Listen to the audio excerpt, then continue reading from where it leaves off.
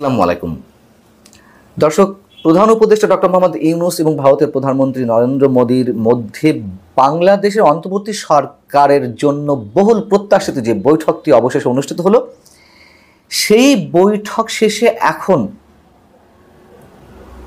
কূটনীতিবিদ থেকে শুরু করে রাজনীতিবিদ, রাজনীতি সচেতন মানুষ থেকে শুরু করে সাধারণ মানুষ সবার মধ্যে চুলচেরা বিশ্লেষণ চলছে, আলোচনা চলছে দুই সরকার প্রধানের একে অন্যকে কি ধরনের বার্তা দিয়েছেন, কে কোন টোনে কথা বলেছেন, কে কোন মেজাজে ছিলেন,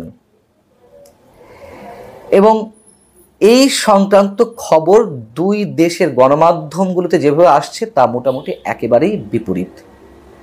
গণমাধ্যম দিয়ে এক্সাম্পল হিসেবে আলোচনাটি করলে অনেক ছোট হয়ে যায়, বরং যদি দুই দেশের আনুষ্ঠানিক যে বিবৃতি, ভারতের পররাষ্ট্র মন্ত্রণালয় এবং আমাদের প্রধান উপদেষ্টার প্রেস উইং থেকে যে বিবৃতি দুটি এসেছে তার মধ্যকার বক্তব্যগুলো মোটামুটি 80 থেকে 90% একেবারেই বিপরীতধর্মী।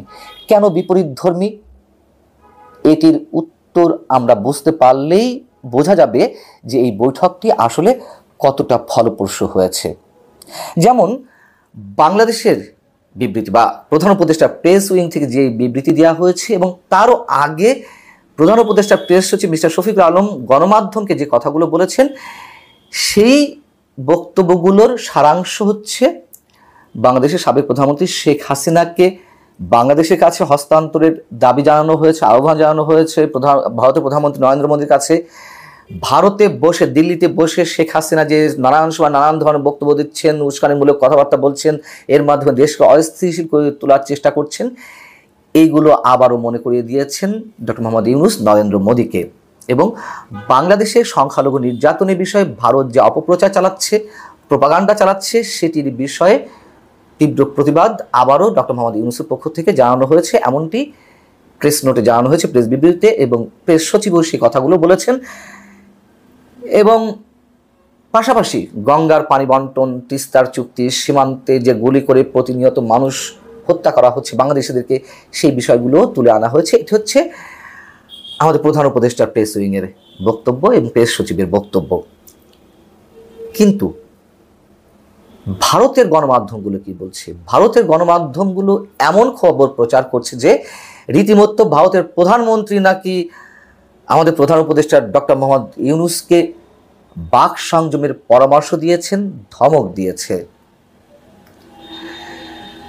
পরিবেশ কলুষিত করতে পারে এমন কথা এড়িয়ে যাওয়া উচিত, সে কথাও নাকি মনে করিয়ে দিয়েছেন। তার কারণ কদিন আগে চীন সফরের সময় দেশটির প্রেসিডেন্ট শি জিনপিং এর সঙ্গে বৈঠকে যে মন্তব্য করেছেন ভারতের 7 সিস্টার্স নিয়ে,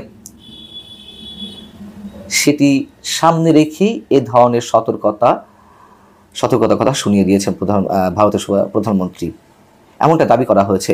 শুধু গণমাধ্যম নয়, বিক্রম মিস্ত্রি ভারতের পররাষ্ট্র সচিব, তিনিও গণমাধ্যমের সঙ্গে কথা বলার সময় এ ধরনের ইঙ্গিত দিয়েছেন। এবং শেখ হাসিনাকে ফিরিয়ে দিতে প্রধান উপদেষ্টার যেই বক্তব্য বা আহ্বান, সেটি তিনি স্বীকার করেছেন, হ্যাঁ বিষয়টি আলোচনায় উঠেছে, কিন্তু এই বিষয়ে আর বেশি কিছু বলতে চায় না। তার মানে কি?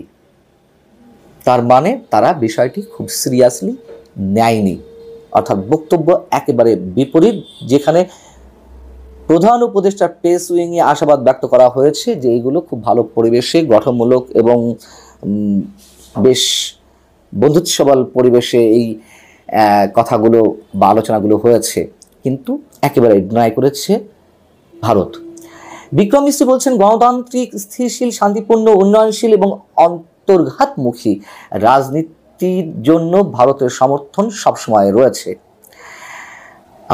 এই যে অন্তর্ঘাতমুখী মানে সবার অংশগ্রহণে একটা নির্বাচনের কথা ইঙ্গিত করতে চেয়েছেন বা রাজনীতির কথা ইঙ্গিত করতে চেয়েছে ভারত, এই বিষয়টি বলে তারা কি প্রমাণ করতে চেয়েছে? আওয়ামী লীগের বাইরে অন্য কিছু আপাতত তারা চিন্তা ভাবনা করছে না। রাজনীতিতে পুনর্বাসন বলি বা রাজনীতির সুযোগ দেওয়ার কথা বলি, অথবা সবার অংশগ্রহণের রাজনীতি এগিয়ে নিয়ে যাওয়ার কথা বলি।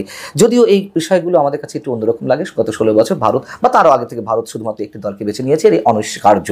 যাই হোক, সীমান্ত নিয়ে যে বক্তব্যটি বাংলাদেশের বিবৃতি এসেছে, একেবারে তার উল্টো বিবৃতি এসেছে ভারতের পররাষ্ট্র মন্ত্রণালয়ের বিবৃতিতে, বা পররাষ্ট্র সচিব যে কথাবার্তা বলেছেন, তিনি বলেছেন সীমান্ত নিয়ে ভারতের প্রধানমন্ত্রী কড়া বার্তা দিয়েছেন প্রধান উপদেষ্টা, বাংলাদেশের প্রধান উপদেষ্টা ডক্টর মোহাম্মদ ইউনূসকে সীমান্তে স্থিতিশীলতা এবং নিরাপত্তা বজায় রাখার জন্য সেখানে আইনের কড়া প্রয়োগ ও বেআইনিভাবে পারাপার বন্ধ রাখা প্রয়োজন, এই কথাটি নাকি তুলে ধরেছেন নরেন্দ্র মোদী। আর সংখ্যালঘুদের নিরাপত্তা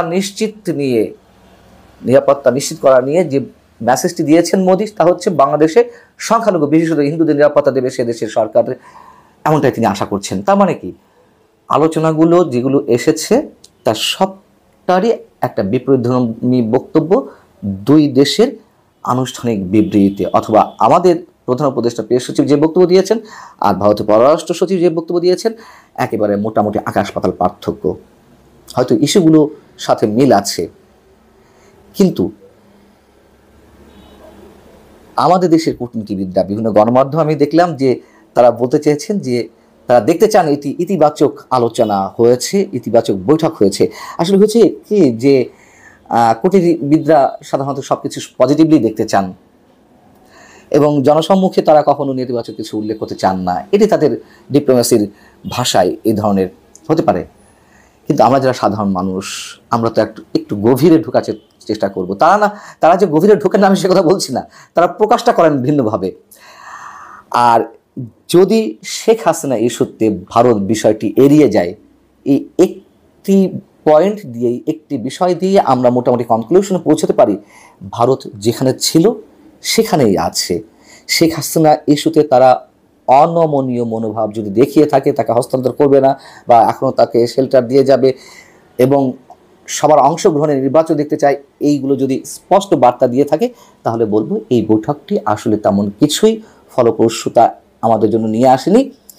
এটা স্রেফ একটি ফর্মাল মিটিং, যেহেতু বাংলাদেশ সরকারের পক্ষ থেকে একটি আবেদন দীর্ঘদিন ধরে চলছে নরেন্দ্র মোদীর সঙ্গে আমাদের প্রধান উপদেষ্টা যাতে একটি বৈঠক হয়, সেটুকুই শুধু হয়েছে। বাংলাদেশকে সম্মান জানিয়ে শেষ পর্যায়ে এসে হয়তো নরেন্দ্র মোদী ডক্টর মোহাম্মদ ইউনূসের সঙ্গে বসেছেন কিছুটা সময়, তার মধ্যে দিয়ে ইস্যুগুলো এসেছে, এর বাইরে আর কিছু নয়।